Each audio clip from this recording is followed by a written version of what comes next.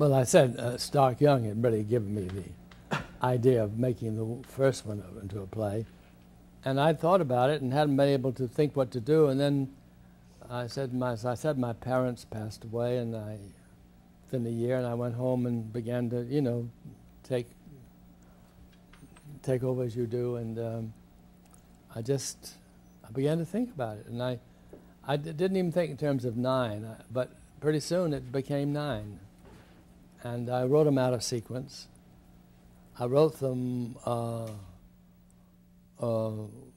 purposely so that they could be done out of sequence, too, when they were performed. So you wouldn't have to do the whole 9 to make sense. And then when I'd finished, I thought the first one would need redoing, but I found out it had to be readjusted to things that I'd found for the other plays. The first one had the original title that you wanted, right? The first one, I gave it the original title. On television, it was changed to Night of the Storm. Right. So I went back to Roots in the Parched Ground.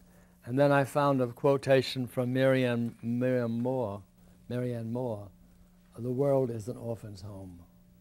So I called the generic title for the whole 9 is the Orphans Home cycle. And the names of the other plays?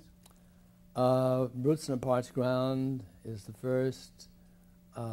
Convicts, which has been done with Duval, is the second. Lilydale, which has been done on Showtime and done in the theater with Molly Ringwald, and then Mary Stuart Matheson did it in television, was the third. Widow Clare, which my daughter Matthew Broderick did off-Broadway. We were about to do it as a film. Courtship, Valentine's Day, 1918, Cousins, and Death of Papa. Now, Courtship, Valentine's Day, 1918, was shot out of order, and done as 1918 was done as a film, a commercial film, and PBS saw it and liked it a lot, and said, "We'll give you the money to do the next 2, and one of them you can do commercially. But one of them you've got to give us first viewing."